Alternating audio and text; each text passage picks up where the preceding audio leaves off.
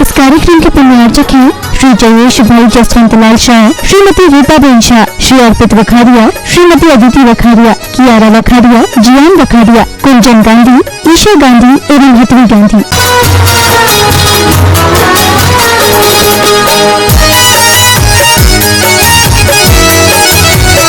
ओम नमस्तेभ्यः। ओम नमस्तेभ्यः। अहिंसा परमो धर्म की आचार्य गुरुवर श्री कुंद कुंद भगवान की, आचार्य गुरुवर श्री ज्ञान सागर मुनि महाराज की,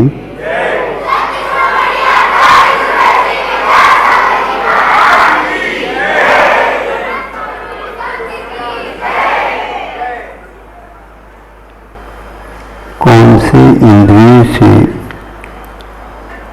और मन से मति ज्ञान तो उत्पन्न होता है, ये सूत्र आया था। तदिन्द्रियानीन्द्रिय निमित्तम, तत् में वह मति ज्ञान इंद्रिय और मन से उत्पन्न होता है, यानी इस ज्ञान की उत्पत्ति में ये निमित्त होते।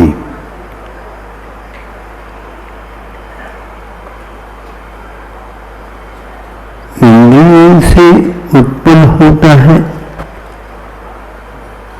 क्या, बाहरी निमित्त से उत्पन्न होता है। बाहरी निमित्त के कारण भीतर आत्मा में यदि नानावर्णीय कर्म, केंद्रीय, द्विंद्रिय, तीन्द्रिय, चौरिंद्रिय, पंचेंद्रिय, इनके क्षमोपशम से जो क्षमता मिलती है उससे यह सूत्र का संक्षेप अर्थ है। मन के द्वारा भी मति ज्ञान उत्पन्न होता है, ये भी कहा। किंतु आप लोगों ने गौर किया होगा, श्रुतज्ञान की उत्पत्ति के लिए इन दोनों अध्याय में कहीं स्वर नहीं मिल रहे हैं, प्रकरण इसमें नहीं मिल रहा है। श्रुतज्ञान मति ज्ञान से भिन्न है। मति ज्ञान और इंद्रिय ज्ञान ये असंख्य को भी प्राप्त होते हैं, किंतु श्रुतज्ञान क्योंकि यह मोक्ष मार्ग का प्रकरण होने के कारण श्रुतज्ञान को लिया जाए।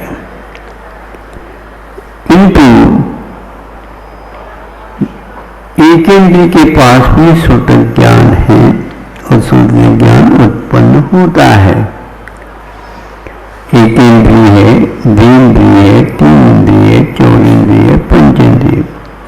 मोक्ष मार्ग की अपेक्षा से तो उन्हें प्राप्त नहीं होगा, किंतु सामान्य रूप से प्रश्न उठेगा तो इसका उत्तर ये मिलेगा कि एक इंद्रिय के पास भी श्रुतज्ञान विद्यमान है।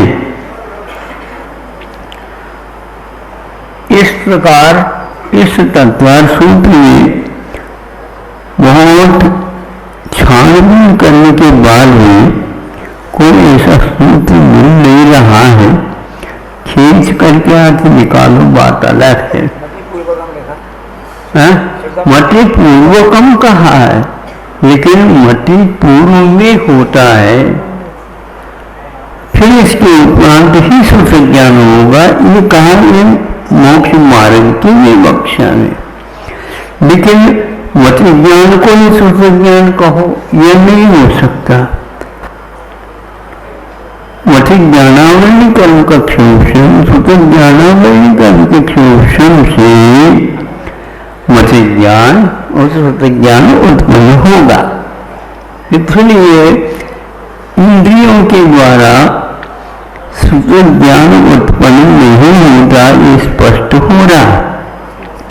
उसी प्रकार हाँ, अब आगे वो भी आ रही है, तो इससे स्पष्ट हो गया कि इंद्रिय के माध्यम से सुख ज्ञान की उत्पत्ति नहीं हो रही है, क्योंकि तत् इस शब्द के माध्यम से गोस्वामी महाराज जी ने केवल मत ज्ञान की उत्पत्ति के बारे में विषय दिया है। इसलिए अब जिज्ञासा होगी हमारी तो पहले होगी, आप लोगों के दिमाग में नहीं आए तो बात में कर दो आप। हम किसे लगा लेंगे, दोनों सूत्र में लगा लेंगे। हम लगाओ, तो आप स्वतंत्र हैं, लगा सकते, दुआ का दुआ तुम नहीं लगा सकते।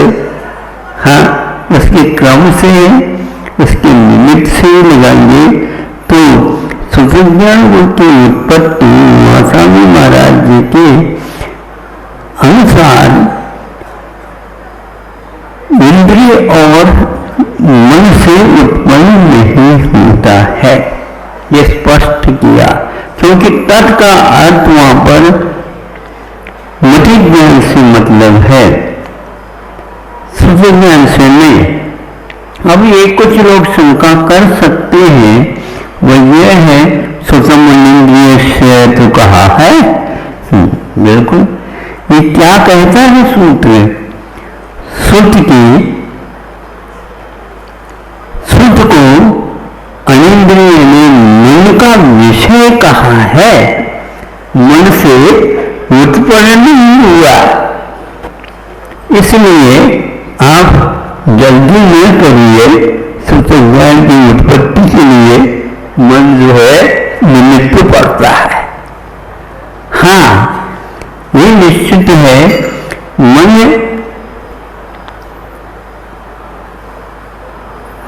होता है तो उस समय पांचों इंद्रिय भी होती है, ये पक्का है। लेकिन जहां पर पांच इंद्रियां होती हैं वहां पर मन हो भी सकता और नहीं भी हो सकता। इसलिए जल्दी न करके आप थोड़ा सा मंथन करो। कहीं के घी निकलता है ना, वो बिना बिलोने, तो वो आजकल जो है बहुत जल्दी बिना बिलोने घी खाना चाहते हैं। ध्यान रखो, उससे आपको चर्बी बढ़ेगी ज्यादा और पाचन शक्ति के ऊपर प्रभाव पड़ेगा। फिर भी आप शंका कर रहे हैं इसके बारे में, आपका मन का निश्चित मंथन चल रहा है। लेकिन आप मन के मंथन का अर्थ ये नहीं लेना कि दही को छोड़ करके केवल पानी का मंथन कर। इसलिए आप लोगों को चाहिए तत्वसूत्र को आप देख रहे हैं, पढ़ रहे हैं, चिंतन कर रहे हैं और सुना भी रहे हैं, मैं भी सुन रहा हूं, ये भी ध्यान रखिए। तो इंद्रिय निमित्तम, यह मति ज्ञान की उत्पत्ति में इंद्रिय और मन निमित्त पड़ते हैं। यह इतना ही सूत्र का अर्थ है। तत् के द्वारा सुख ज्ञान को अपने में छुआ ही नहीं है, क्योंकि यदि मन के द्वारा भी सुख ज्ञान होता है तो कौन से सूत्र में लिखा है इसको अपने देखना है। तो उन्होंने ये आज के अध्याय में सुखम अनिंद्रियस्य ये कहा, लेकिन सुख ज्ञान की उत्पत्ति की बात यहाँ पर नहीं कही जा रही है, किंतु सुख ज्ञान को मन का विषय कहा है। पांच इंद्रियों के द्वारा जो श्रुत है, गुणवाणी है, उसका ज्ञान नहीं होता है, ये इसका फलितार्थ है। दूसरा एक विषय अनिंद्रिय कहने से ईशत इंद्रिय लिया गया है। ईशत इंद्रिय में कभी भी स्पर्शेंद्रिय, रसनेन्द्रिय, घ्राणेन्द्रिय, चक्षु इंद्रिय और श्रोतेन्द्रिय ये पांचों ही नहीं आते, किंतु ईशत इंद्रिय का अर्थ वहां पर और कुछ भी नहीं लिया। और यदि इंद्रिय उसको फिर भी मानते हैं मन को, तो उसकी निवृत्ति कहाँ पर होती है और उसके उपकरण आदि के क्या बनते हैं, इसका कोई भी उल्लेख तत्वसूत्र और उनकी टीकाओं में नहीं किया गया है। इसलिए हम आपको यह आज्ञा तो देंगे नहीं, लेकिन ये सहयोग भी नहीं मिल पाएगा हमारा हमसे। आप जो है ना भले ही संकोच में पड़ जाओगे, आज तो महाराज सहयोग भी नहीं दे रहा है। योग तो वहां पर होता है कि कुछ संख्या हो, केवल शून्य के शून्य गुना करो तो कुछ मिलने वाला नहीं, और उसको कुछ मिला दो शून्य शून्य तो भी कुछ मिलने वाला नहीं है। कुछ भाग दो तो भी वहां पर कर्ज ही होगा और कुछ मिलने वाला नहीं है। अनियत होना अलग विषय है, किंतु इंद्रिय और मन के द्वारा श्रुति ज्ञान की उत्पत्ति मानना अलग विषय है। यह हो ही नहीं सकता, और तत्वसूत्र में कहीं भी हो हमें दिखाओ नहीं है। इसलिए धवला में भी ये नहीं आया, छाना हमने अच्छे ढंग से, हाँ, और अच्छे हथकरघा के कपड़े के माध्यम से छाना वाला बाया वाला, हाँ, इसलिए वहां मिलने वाला ही नहीं है। यह विषय पहले भी हमने दिया था, लेकिन जोरदार नहीं दिया था, किंतु आज जोरदार हम ये कह सकते हैं कि सुखज्ञान की उत्पत्ति में मन और इंद्रियां सहयोग नहीं कर सकते उमा स्वामी महाराज जी के अनुसार। दूसरा विषय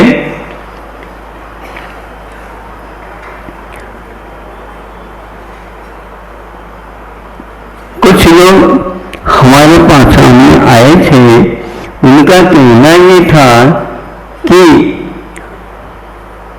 जीव अमूर्त है,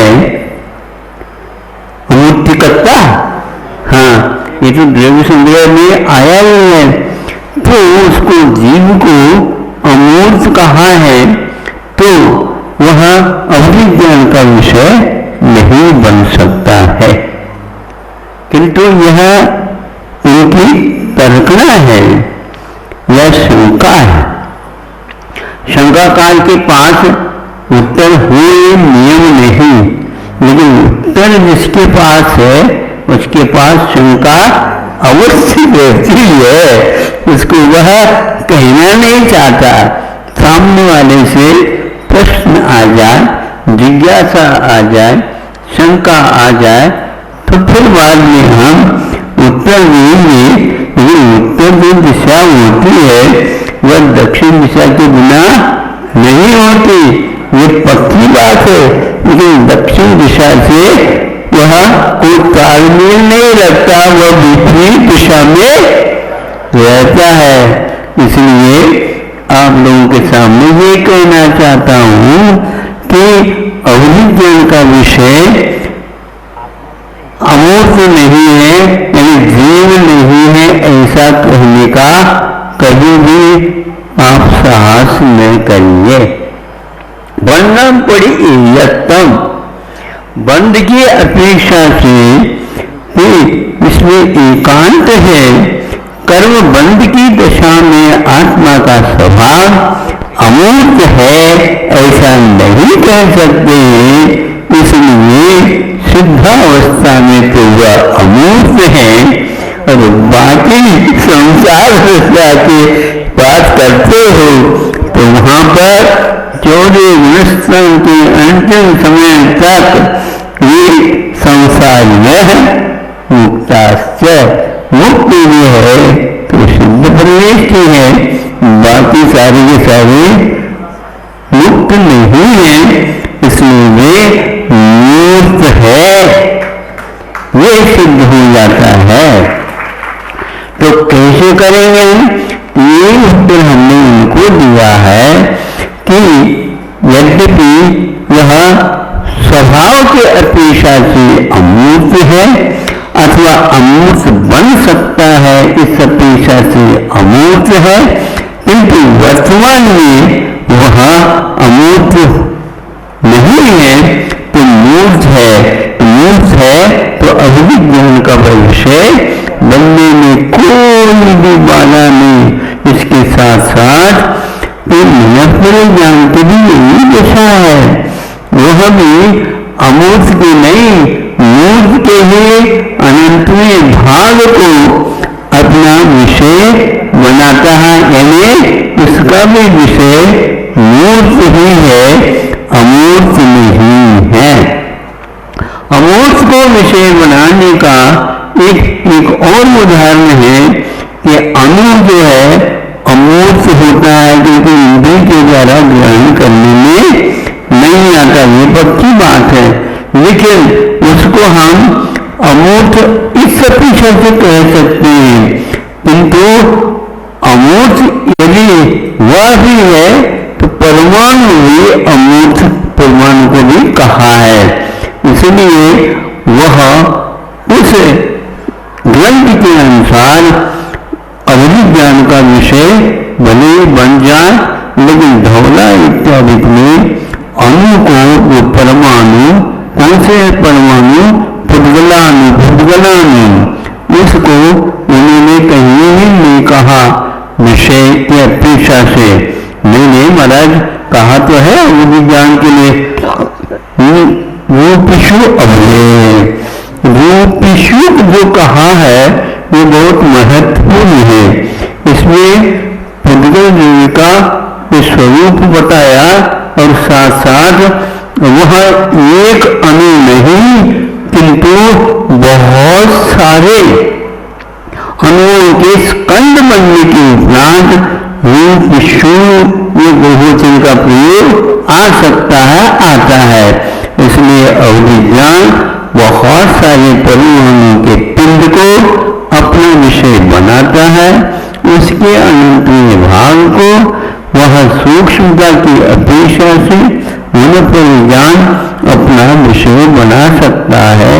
इसलिए जीव अमूर्त संसार दशा में नहीं है, इसलिए संसारी जीवों को अविज्ञान मन पर ज्ञान अपना विषय बनाने में कोई बाधा नहीं है। विषय तो और भी थे लेकिन इतना ही ठीक है। अहिंसा परमो गीता को छोड़कर महावीर से बढ़कर मेरे ऊपर किसी का प्रभाव नहीं है। किसने लिखा है? विनोबा जी जो जीवन पर्यंत एक प्रकार से उदासी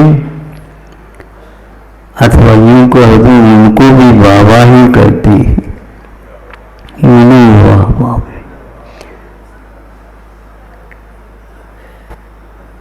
गीता को छोड़कर और महावीर से बढ़कर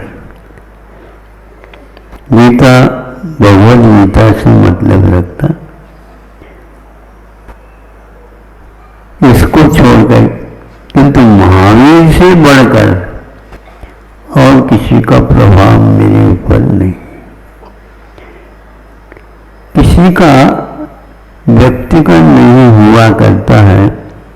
साहित्य तो जैसे आदित्य के समान हुआ करता है। आदित्य सबका होता है, सूर्य जिसको बोलते हैं। अब ये बात अलग है, किसी के पास नेत्र ज्योति नहीं हूं, उसने सूर्य को नहीं देखा, ऐसा भी नहीं कहा जा सकता। सूर्य का आतप प्रताप जिसको बोलते हैं, उसको तो पहचान सकता है। आप तो आंख वाले, जिनके पास आंख नहीं भी है, उसको भी ये प्रताप का अनुभव संवेदन होता है। उसी प्रकार जो अपने बुद्धि से समझ सकता है वह व्यक्ति। एक और बात मैंने मार्मिक कही कि संलेखना प्रकरण इसमें रखा गया है, ये बहुत ही महत्वपूर्ण है। जीवन खाने पीने उठने बैठने अनेक कार्यों में पूर्ण हो जाता है, किंतु अंतमता सुगता वाली बात बहुत ही मार्मिक होता है। तो संलेखना की जो विधि इसमें बताई गई है, यह बहुत ही भावपूर्ण है। और इतना कह करके नहीं हुआ, अंतिम समय में उन्होंने पत्रिकाओं में निकले थे, नागपुर पत्रिका से, उसका शीर्षक क्या था मुझे याद नहीं, लेकिन उसमें उन्होंने ये कहा किसी पत्रकार ने कि विनोबा जी ने जैन साधुओं का अनुकरण किया है।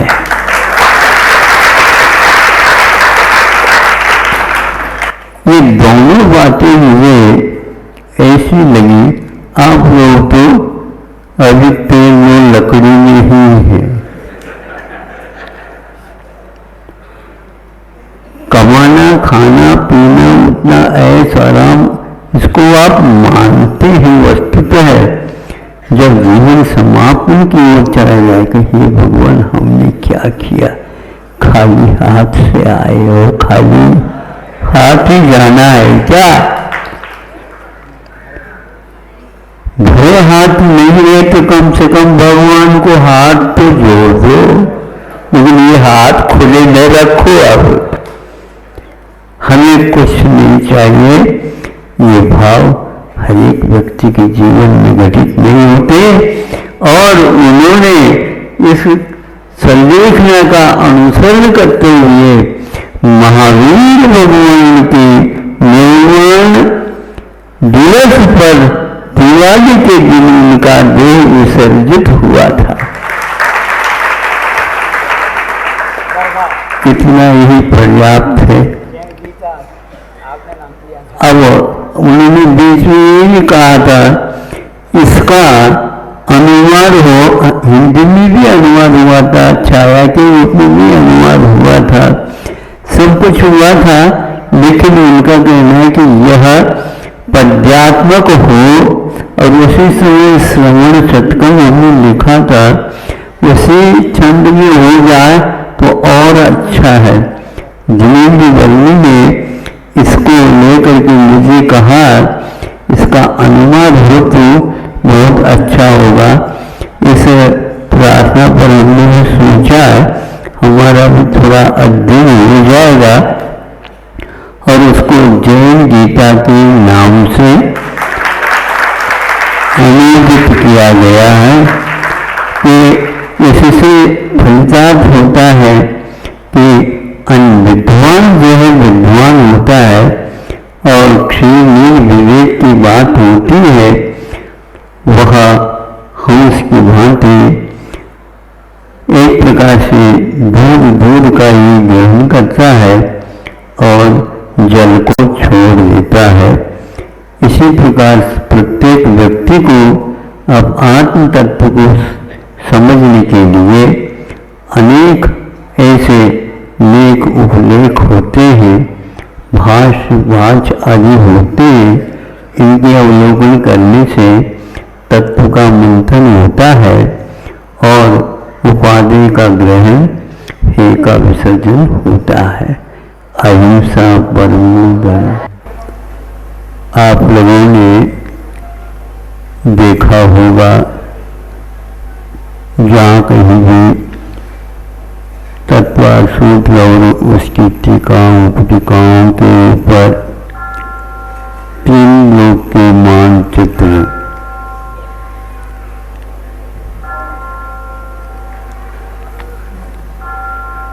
ऊपर मृदंग का आकार है, नीचे नेत्रासन का अर्थ होता है। आप लोगों के यहाँ ग्लास होते हैं, प्याला, उस प्याला को पेंदी को ऊपर करो और मुख को नीचे कर दो तो क्या हो गया? ये नेत्रासन हो गया। नेत्रासन करने से कई लोगों को दिमाग फूल जाता है, ये सबसे अच्छा। अब यह ऊपर मृदंग रखा और यह नेत्रासन ग्लास रखा, इसके बीच में जो संयोग है उसको मध्यलोक माना जाता है। संक्षेप से यह आप लोग इसको जानते हैं। इसके बीचों बीच में, इस मानचित्र के बीचों बीच में एक प्रश्नाड़ी होती है जो कि 13 आजू प्रमाण लगभग वल्लभ में नीचे से लेकर के ऊपर तक है। आयताकार कमी रूप में इष्ट नहीं है, ऐसा फलित होता है इसमें। कैसे नहीं? क्योंकि 2 मत हैं, एक आयताकार के रूप में, 2 तिलोपन्नत्रिकार के माध्यम से उसका प्रचारित हुआ है। उनके पास भी कोई परंपरा तो अवश्य उनके गुरुओं के तो हुई, किंतु उमा स्वामी महाराज जी के इस रचना को वे आयताकार के रूप में ही प्रदर्शित करते हैं। उमा स्वामी महाराज जी ने यह नहीं कहा है यह आयताकार ही है, किंतु इनका ये कहना है उसमें उन्होंने जो मध्य लोक के असंख्यात द्वीप और समुद्र, जो जम्बूद्वीप जिसके बीचों बीच में है, ये जो दिए गए हैं यही तो जाकर के मध्य लोक प्रमाण तो वह थाली का आकार है, वो वलयाकार नहीं, किंतु थाली का आकार है, तभी वह 1 लाख योजन प्रमाण विस्तार को लिए रहेगा।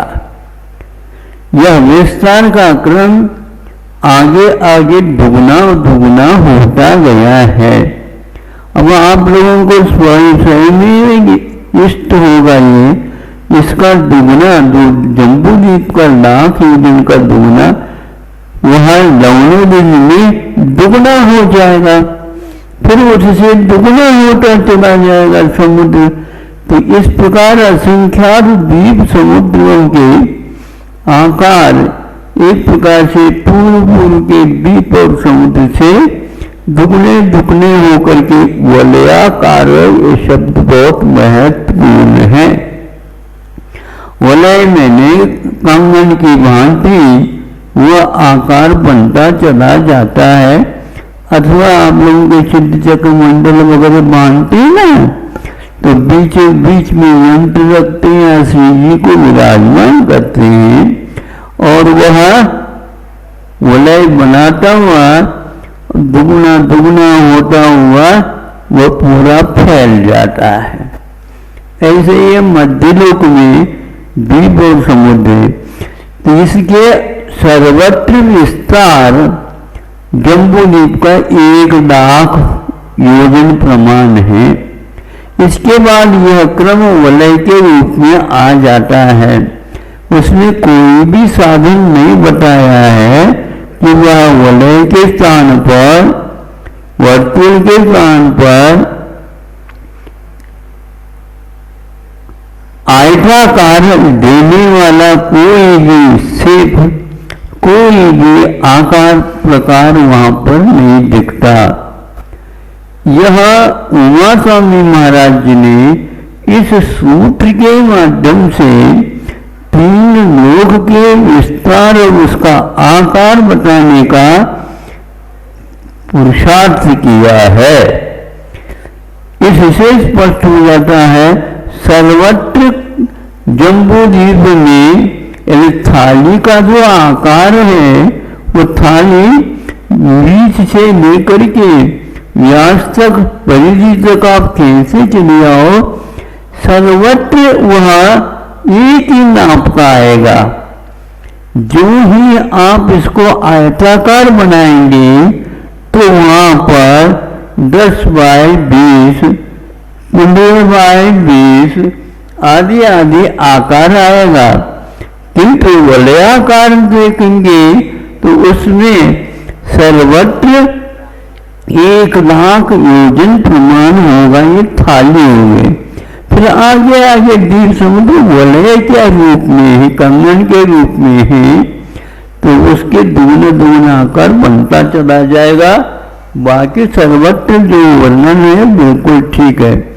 तो यह एक प्रकार से मध्यलोक की रचना में वर्तुल का निर्माण हो गया और वलय के आकार के रूप में बीच के द्वीप समुद्र हो गए। अब इसके नीचे जो वेत्रासन है उसकी ओर देखो तो यहीं पर जो आप बैठे हैं यह रत्न प्रभा रूप एक प्रकार से नरक भूमि है। यहाँ से बहुत पास है नरक में, थोड़े से नीचे गए नरक में चले जाएंगे।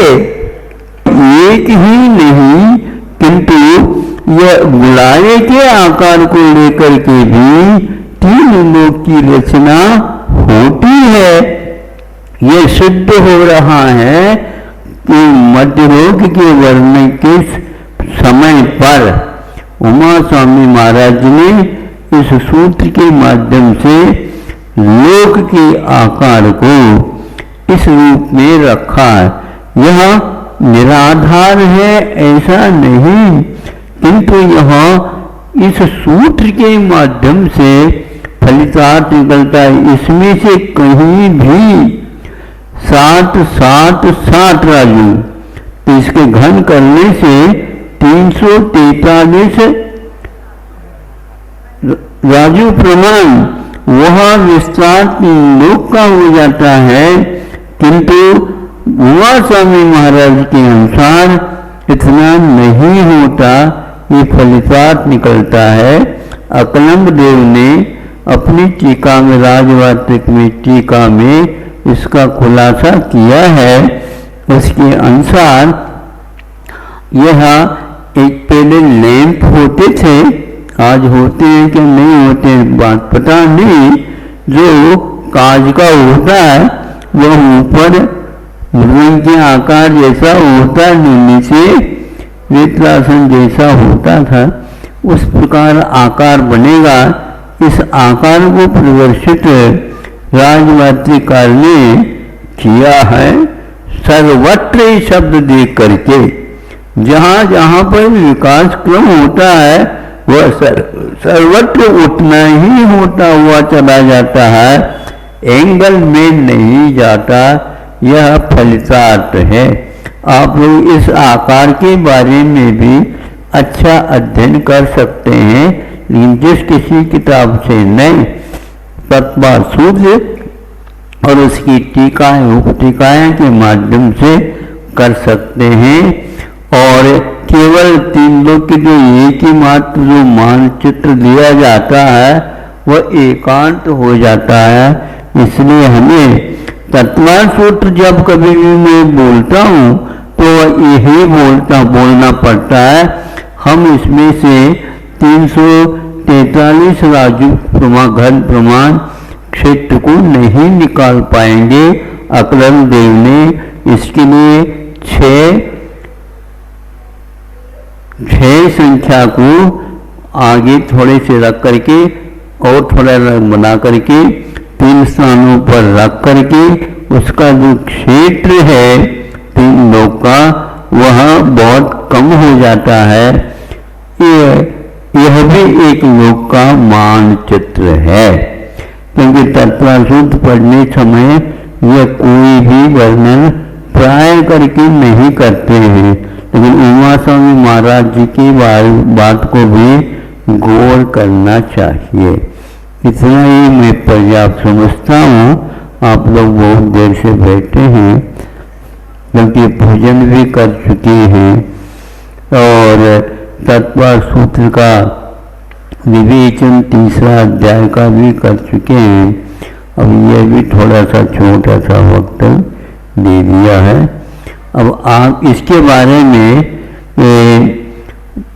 क्या ये तो वह किताब है जो छपी चौथे भाग या 5वें भाग में प्रकाशन हुआ है, उसके साथ साथ यह उमा स्वामी महाराज जी का भी मानचित्र का जो आकार है वह छपा हुआ है, जहाँ तक मुझे स्मृति मिलती है।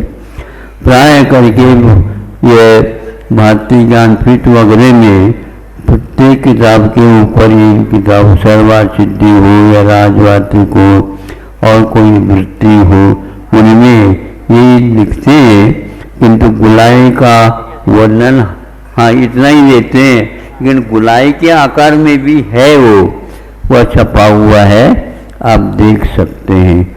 नई चीज नहीं है, यह 2 भेदों में इसका वर्णन किया। इसके साथ साथ और कहना चाहता हूँ कि सतकंग आगम काल में यहाँ कहीं भी 3 लोक का वर्णन के बारे में, वस्तुओं के तत्वों के बारे में, जीवों के आवागमन कर्म के बारे में, क्षेत्र है, स्पर्शन है आदि आदि का जो वर्णन किया है, उसमें भी उन्होंने घन शब्द का प्रयोग कहीं भी नहीं किया है, किंतु 5/14, 7/14, 6/14, 8/14, 12/14 इस प्रकार का ही स्पर्शन निकाला है, क्षेत्र को निकाला है।